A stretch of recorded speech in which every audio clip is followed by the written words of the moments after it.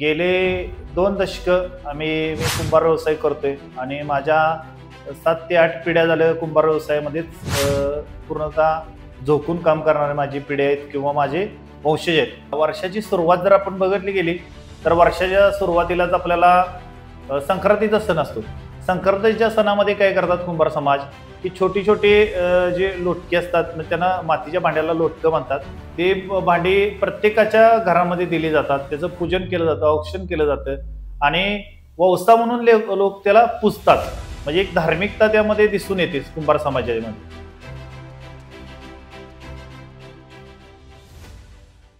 नमस्कार, माझं नाव प्रशांत कुंभार. मी कुंभार समाजाचं काम करतोय. माझं गाव ऐतोडे बुद्रुक. गेले 2 दशक मी कुंभार व्यवसाय करतोय आणि माझ्या 7 ते 8 पिढ्या झाल्या कुंभार व्यवसायामध्येच पूर्णतः झोकून काम करणारे माझी पिढी आहेत किंवा माझे वंशज आहेत. असं मी बरेच वर्ष झालं काम करतोय कुंभार समाजाचं. आता कुंभार समाज म्हणलं की मूर्ती येते. हो. तुम्ही पर्टिक्युलरली मूर्ती घडवण्याचं काम हे किती वर्षापासून करताय? तरी गेले माझ्या पिढीपासून तर मला वाटते आमचे आजोबा किंवा पणजोबा हे तर बरेच वर्ष झालं करतात. पण मला जसं कळते तर मला वाटतं 25 वर्ष झाले मी हा व्यवसाय स्वतः करतोय आणि मूर्ती घडवण्याचं काम करतोय. पारंपरिक मूर्ती घडवण्याचं काम करतोय आणि आत्ताच्या काळामध्ये जे प्लॅस्टर ऑफ पॅरिसची जी मूर्ती बनवतोय ते देखील बनवण्याचं काम सध्या आपण करतोय. कुंभार समाजाची ओळख ही कशी आहे आतापर्यंत? बघायला गेलं तर कुंभार समाज हा फार पूर्वीपासून आहे. म्हणजे राजे महाराजांच्या काळापासून हा समाज आहे. या समाजाचं मुख्य काम काय असायचं की मातीची भांडी घडवणे, ती मातीची भांडी प्रत्येक गावामध्ये त्या व्यक्तीपर्यंत पोहोचवणे आणि सांस्कृतिक कलात्मक ही जपण्याचं काम कुंभार समाज करतो. आणि प्रत्येक समाजापर्यंत किंवा प्रत्येक व्यक्तीच्या जीवनामध्ये कुंभार समाजाचा एक अविभाज्य भाग असायचा. त्यामध्ये कुंभार समाज काय करायचा, छोटी मोठी भांडी बनवायची ज्यामध्ये आपण अन्न शिजवलं जायचं. ती भांडी कोणाकडून मिळायची तर ते कुंभार समाजाकडून मिळायचं. तसं बघायला गेलं तर कुंभार समाजाचा इतिहास फार असा प्राचीन आहे, कारण की हा समाजच राजे महाराजांना नक्षीची भांडी किंवा ते उपलब्ध करून द्यायचा. त्यामुळे कुंभार समाजाचा हा इतिहास खूप मोठा आणि दैदिप्यमान आहे. कुंभार समाज म्हणलं की फक्त भांडी येत नाहीत, त्यांचा सांस्कृतिक कार्यक्रम असेल किंवा धार्मिक कार्यक्रमात एक खूप मोठा सहभाग आहे. त्याबद्दल थोडं सांगा. तसं बघायला गेलं तर बघा, वर्षाची सुरुवात जर आपण बघितली गेली तर वर्षाच्या सुरुवातीलाच आपल्याला हेचा सण असतो, संक्रांतीचा सण असतो. संक्रांतीच्या सणामध्ये काय करतात कुंभार समाज की छोटी छोटी जे लोटके असतात त्यांना मातीच्या भांड्याला लोटकं म्हणतात. काही ठिकाणी त्याला लोटकीच म्हणतात त्या बऱ्यापैकी. ते भांडी प्रत्येकाच्या घरामध्ये दिली जातात, त्याचं पूजन केलं जातं, औक्षण केलं जातं आणि वौसा म्हणून लोक त्याला पुजतात. म्हणजे एक धार्मिकता त्यामध्ये दिसून येते कुंभार समाजामध्ये. तसंच त्यामध्ये नंतर गेला तर तुम्हाला अक्षय तृतीया असते. अक्षय तृतीयेच्या वेळेस काय करतात, एक ज्यावेळेला आपल्या एखादा मृत्युमुखी माणूस पडल्यानंतर त्याला स्वर्गाचे दार उघडे असते म्हणतात. जसं अक्षय तृतीयाला त्या दिवशी आपण त्यांना नैवेद्य वगैरे दावणं किंवा बाबा तुम्ही ठेवला का नैवेद्य तुमच्या पूर्वजांना, तर त्यावेळेस देखील त्याचा कुंभार समाजाचाच त्यामध्ये भाग असतो की ते लोटक्यामध्ये पाणी भरून ठेवलं जातं किंवा ते लोटकं पुजलं जातं. म्हणजे त्या देखील सणामध्ये संस्कृतीमध्ये कुंभार समाजाचा भाग आहे. तसंच तुम्ही बैलपोळा घ्या. म्हणजे ज्या बैलपोळ्याच्या वेळेला आपला देश हा कृषीप्रधान आहे आणि कृषीप्रधान असल्यामुळे काय होतंय, शेतकरी ज्यावेळेला जूनच्या महिन्यामध्ये पेरणी करतो आणि त्या बैलांची पूजा ज्यावेळेला करतो बैलपोळ्याला, त्यावेळेला काय होतं, प्रत्येकाच्या घरी असं बैलजोडी असेल असा विषय नसतो. त्यावेळेला काय कुंभार समाज काय करतो, ती मातीची मूर्ती बनवतो आणि ती मातीची मूर्ती प्रत्येकाच्या घरी पोच करतो. म्हणजे त्यामध्ये काय होतं, त्या मूर्ती दिल्यानंतर तो शेतकरी असेल किंवा आणि लोक असतील ते त्याची पूजा करतात, धार्मिकता पूजा करतात. त्यामुळे काय होते, एक त्या बैलाला सन्मान मिळतो आणि आपला देश कृषीप्रधान आहे आणि त्याचं काय होतं, ते कुठं तर आपली संस्कृती इतिहास जपला जातो. असं ते कुंभार समाजाचं काम आहे. त्यानंतर बघा, गणपती असेल, गौरी असेल, यामध्ये पण गणपतीच्या मूर्ती कुंभार समाज मातीपासून गणपती बनवतो. आता अलीकडच्या काळामध्ये प्लॅस्टर ऑफ पॅरिस पासून मूर्ती बनवतो. गौरीमध्ये गौरीच्या सणाला ते तशी लोटकी दिली जातात. तसं त्यानंतर दिवाळीमध्ये जसे पंथी दिली जाते, पंथी म्हणजे जी उजड पाडते ती देखील कुंभार समाजामध्ये बनवली जाते आणि ते देखील ते लोकांच्या पर्यंत पोहोचवतात. मग ह्यामधून कुंभार समाजात धार्मिकता, त्यामधून ते छोटंसं पोट भरण्यासाठी व्यवसाय देखील ते करतात. अशा अनुषंगानं कुंभार समाजाचा इतिहास किंवा संस्कृती जतन केली जाते. पूर्वीच्या काळात कुंभारांवरती गावे किती अवलंबून असायची? खरं बघायला गेलं तर प्रत्येक गावामध्ये कुंभार असायचाच. म्हणजे प्रत्येक गावाच्या एखाद्या कोपऱ्याला बघा, तुम्ही आता जर बघितलं तर एखाद्या गावाच्या साईडच्या बाजूला कुंभारांची घरं असतात किंवा त्यांचा वाडा असतो. एक ना एक दोन कुंभार समाजाची घरं असतात. ते काय करतात, वर्षभर प्रत्येक सणाला, जसं सुरुवाती जानेवारीपासून जानेवारीमध्ये संक्रांतीचा सण दिला जातो, आकितीचा सण दिला जातो, तसंच गौरी गणपती दिलं जाते, दिवाळीमध्ये पंथ्या दिल्या जातात. जसा हा सण प्रत्येक समाजाच्या शेवटच्या घटकापर्यंत ते पोहोचवलं जातं. पोहोचवण्याचं काम कुंभार समाज करतो. ह्यामधून काय होतं कुंभार समाजाला, तर त्या मोबदल्यामध्ये त्यांना धान्य दिलं जातं. बघितलं गेलं तर कुंभार समाजाला शेती फार कमी आहे. त्यांची उपजीविका व्हावी म्हणून ते एक पायगडी घालून दिल्यागत त्यांना तो व्यवसाय तयार करून दिल्यागत, जेणेकरून त्याच्या माध्यमातून त्यांचं पोट भरलं जायचं. असं पूर्वीच्या काळापासून होत आले. पण आताच्या व्यावसायिक दृष्ट्या जर बघितलं गेलं तर कुंभार समाजामध्ये येतात, त्यामध्ये मातीची भांडी बनवणे म्हणा, आता ती चाकावरती पहिली बनवली जायची. आता जरा असं कलात्मक काही कारखाने निघालेले आहेत. प्लॅस्टर पासून आता मूर्त्या आकर्षक दिसाव्या, लोकांना बघायला मिळाव्या म्हणून त्या आकर्षक मूर्त्या अशा बनवल्या जाऊ लागलेल्या आहेत. त्यामुळे असं समाज अशा पद्धतीने चांगल्या पद्धतीने काम करतोय. प्रत्येक गावाशी, प्रत्येक धर्माच्या लोकांशी जोडला गेलेला कुंभार समाज आहे. आत्ताच 2 दिवसापूर्वी आपल्या गणेशाचं आगमन झालंय. आता प्रामुख्याने पहिला प्रश्न येतो म्हणजे गणेशाची मूर्ती. तर गणेशाची मूर्ती बनवण्याची परंपरा तुमच्या समाजामध्ये कधीपासून सुरू झाली, किंवा तुमच्या व्यक्तिगत ह्याच्यामध्ये गणेशाची मूर्ती तुम्ही कधीपासून बनवताय? आता तसं बघायला गेलं तर मला वाटतंय आमच्या 5 ते 6 पिढ्यापासून ते गणेश मूर्ती किंवा कुंभार व्यवसायाचं काम केलं जातं.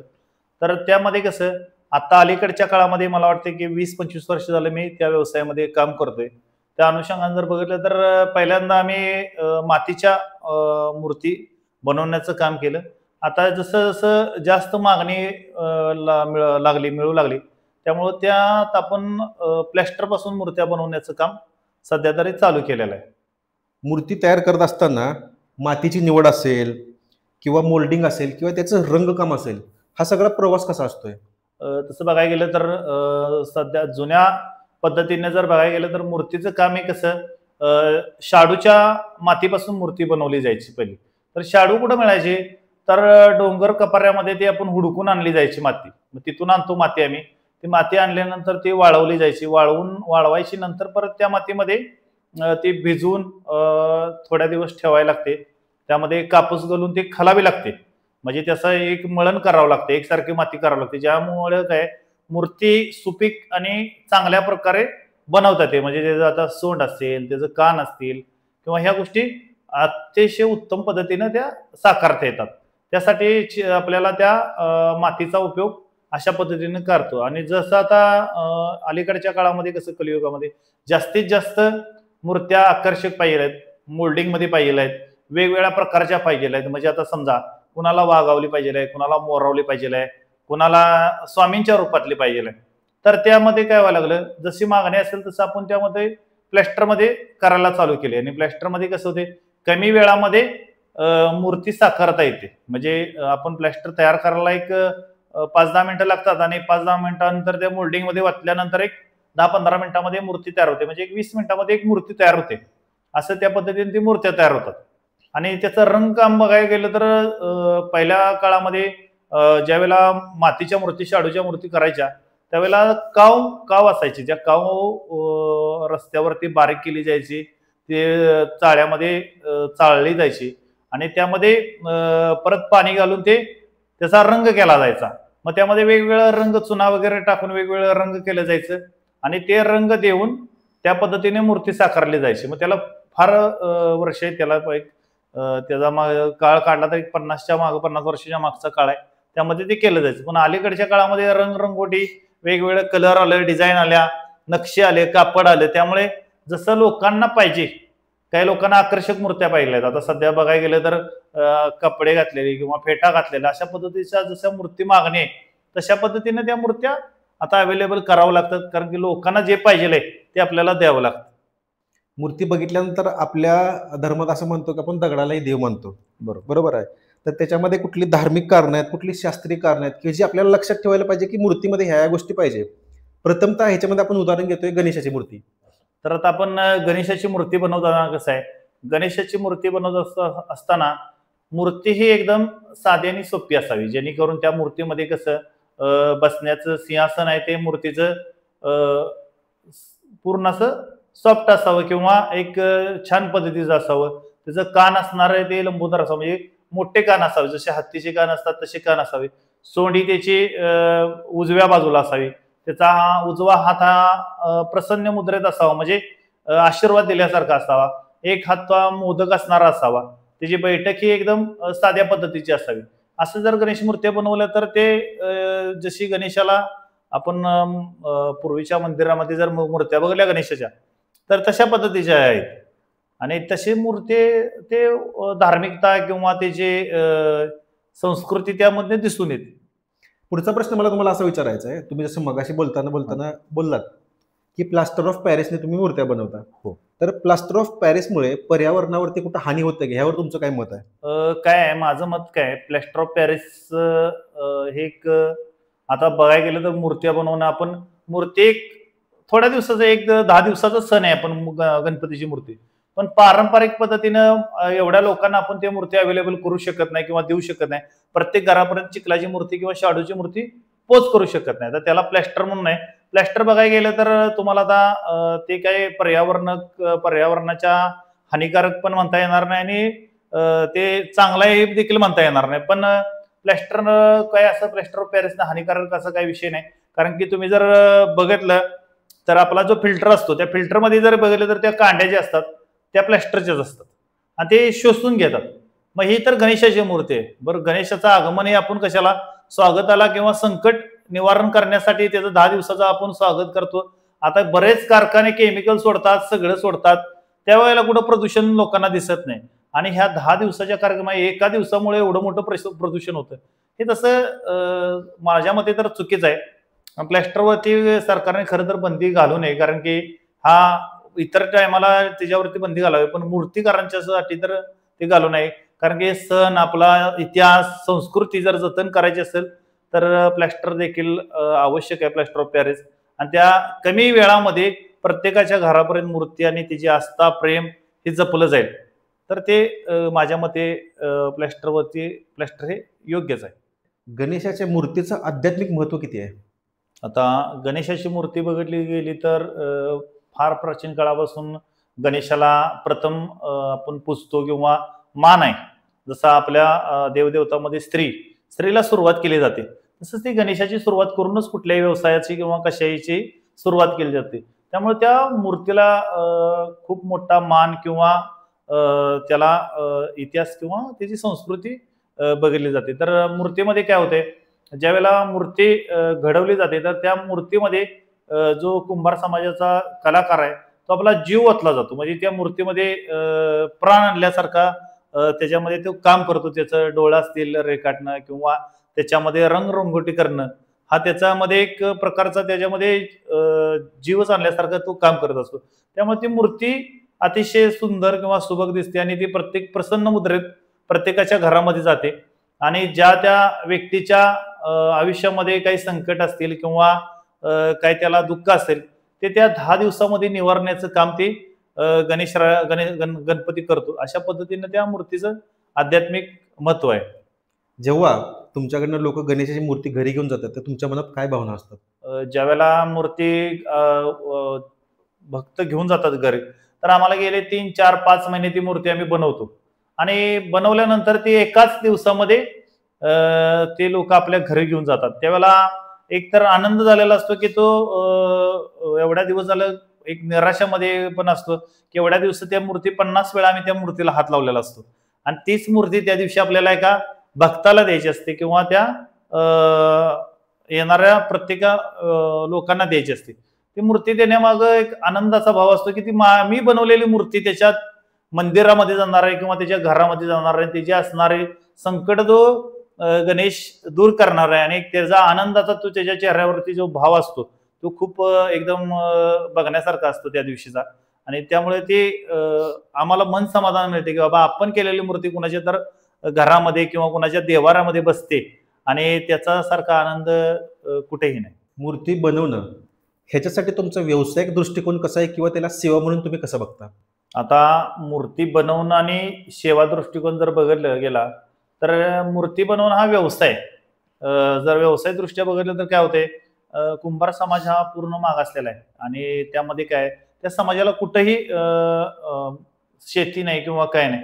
हा व्यावसायिक दृष्ट्या बघितलं तर तो समाज काय करतोय, त्या मूर्तीपासूनच त्याचं उत्पन्न मिळतं आणि त्याच्यावरतीच त्याचं घर परिवार चालला जातो.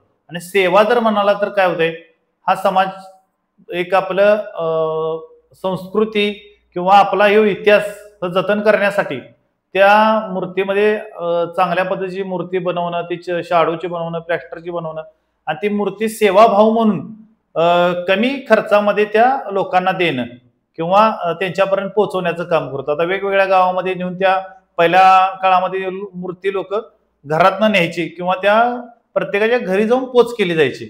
अशा पद्धतीने देखील सेवाभाव म्हणून कुंभार समाजाच्या मूर्तीकडे बघत असतो. आणि व्यावसायिक दृष्ट्या जर आताच्या अलीकडच्या काळामध्ये कसं प्रत्येकाला लागणाऱ्या मूर्त्या हे वेगवेगळ्या पद्धतीच्या लागतात. त्यामुळे त्या पद्धतीनं जर बनवायचं झालं तर ते व्यावसायिक दृष्टी बनवावं लागेल. ह्यामध्ये वेगवेगळे समाज देखील, आता काय कुंभार समाजा मुळात हा व्यवसाय त्या समाजासाठी म्हणून निगडीत केला होता. पण सध्या काय झालं, आता बघायला गेलं तर वेगवेगळ्या समाजी लोक देखील त्यामध्ये उतरलेले आहेत आणि व्यवसाय म्हणून ते त्या दृष्टीने त्याकडे बघत आहेत. आणि त्यामुळे काय व्हायला, आता कुंभार समाजाला व्यवसाय म्हणून देखील त्याकडे बघणं गरजेचं आहे आणि आता तो त्या पद्धतीनं काम करत आहे. पण काय झालं, अलीकडच्या काळामध्ये जर बघायला गेलं तर हा समाज सोडून इतर समाजच त्यामध्ये जास्त व्यवसाय म्हणून उतरलेले हे दिसून येते. मूर्ती कलाकारांना आजच्या काळात कोणकोणती आव्हाने स्वीकारावी लागतात? आता बघायला गेलं तर पहिल्यांदा सुरुवातीलाच काय, आता अलीकडच्या काळामध्ये जर बघितलं कलियुग ह्या युगामध्ये, हे आता धावतं युग आहे, ह्यामध्ये लोकांना वेळ नाही आणि कमी वेळामध्ये लोकांना सगळ्या गोष्टी पाहिजे. तसं आता प्लॅस्टर ऑफ पॅरिस पासून ज्या मूर्ती बनवते हे खूप मोठं आव्हान आहे, कारण की प्लॅस्टरवरती आता बऱ्यापैकी बंदी घातली होती. पण आता एक धार्मिकता किंवा ही असल्यामुळे ह्यावेळेला आपल्याला त्यात सूट दिली आणि सगळ्यात मोठं आव्हान हे प्लॅस्टरचं आहे. तर प्लॅस्टरच अवेलेबल नाही झालं तर येणाऱ्या काळामध्ये मूर्ती देखील मिळणार नाही, कुठेच मिळणार नाही. ठराविक लोकांना ते पूजन करता येईल किंवा अशा अनुषंगाने ते मोठं आव्हान आहे. कलरच्या मध्ये वाढलेली दरवाढ असेल किंवा प्लॅस्टरची दरवाढ असेल, हे एक मोठं आव्हान आहे. आणि ह्याच दृष्टिकोनातून व्यावसायिक म्हणून काम करणारे लोक पण यामध्ये वेगवेगळ्या लोक उतरलेले आहेत. म्हणजे कुंभार समाज सोडून इतर लोक उतरल्यामुळे पण ह्याच्यापुढे पण मोठी, ह्या समाजापुढे मोठं आव्हान आहे. आणि तसंच बघायला गेलं तर मूर्त्या वेगवेगळ्या बनवण्यासाठी त्याला लागणार मटेरियल आहे, जे म्हणजे तुम्हाला रबर असतील किंवा ते पॅटर्न आहेत, तर ते पहिल्यांदा ती शाडूपासून मूर्ती बनवावी लागते, तिचं रूपांतर परत पॅटर्न मध्ये करावं लागतं. तर ते पॅटर्न सुद्धा रजिस्ट्रेशन करावे लागतात. अशा पद्धतीनं पुढे त्याला पण बरंच आव्हानात्मक आहे. त्यामध्ये काही वेळेस पाऊस येतो, जसं आता कोल्हापूरला पंचगंगेला पूर आला, त्या पुरामध्ये सगळे गणपती बुडून गेले.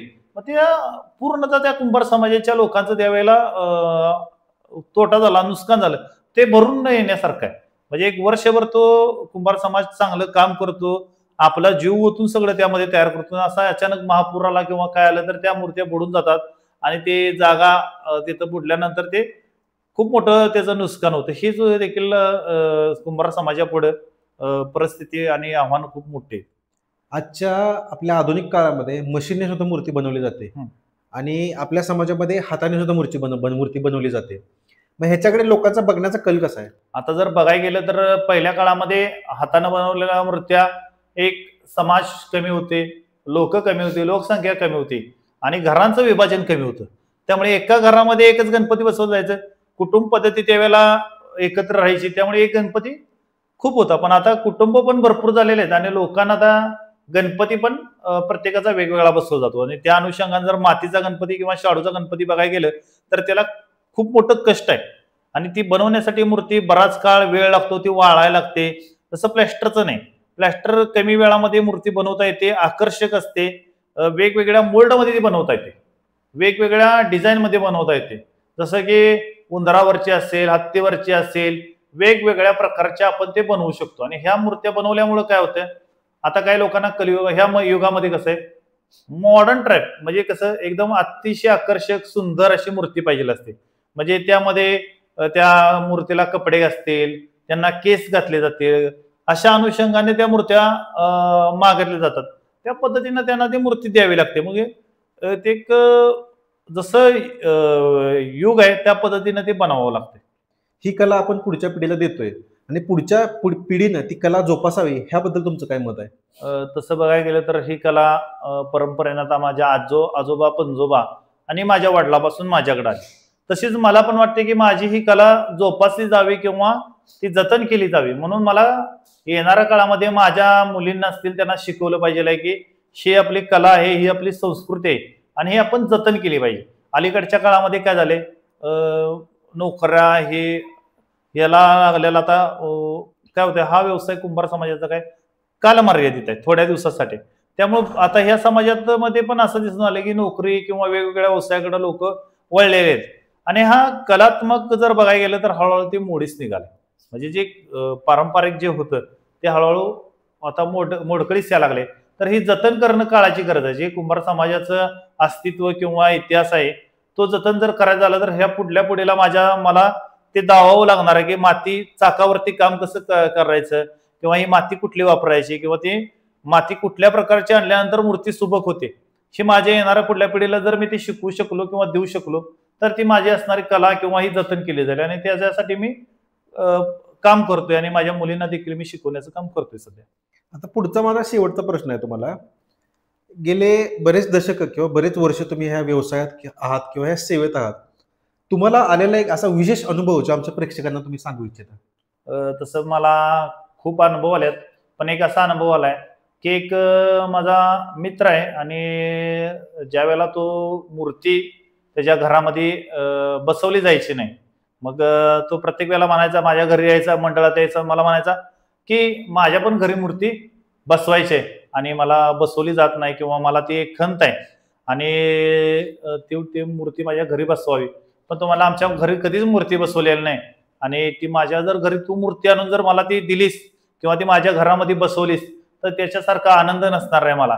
आणि मी तो मूर्ती त्यावेळेला मी त्याच्या घरी नेऊन बसवली. त्यांना नवीन घर बांधलं होतं, त्या घरामध्ये ज्यावेळेला मी मूर्ती स्थापन केली आणि खरोखर त्या मूर्तीचा असा अनुभव आला, ज्या दिवशी आपण त्याच्या घरामध्ये मूर्ती स्थापन केली त्याच्या एका महिन्यामध्येच त्याला एक चांगला जॉब लागला. त्याच वर्षी त्या माझ्या मित्राचं लग्न देखील झालं. म्हणजे ते एक आनंदाचं एक म्हणायला गेलं तर चालेल की तो मूर्ती नेऊन त्याच्या घरामध्ये बसवलेला एक सगळ्यात मोठा माझा अनुभव आहे की एक मी बनवलेली मूर्ती त्याच्या घरामध्ये देवाऱ्यामध्ये बसली आणि मी कला म्हणजे एक जोपासत ती मूर्ती तयार केली होती. म्हणजे त्यामध्ये माझं सगळं जीव ओतून काम केलेलं आणि ते त्याच्या गणपतीमध्ये ते एक ताकद निर्माण झाली की त्याचं ते आयुष्य बदलून टाकलं. एक ते माझ्यासाठी खूप अनुभवी आणि मोठा क्षण आहे.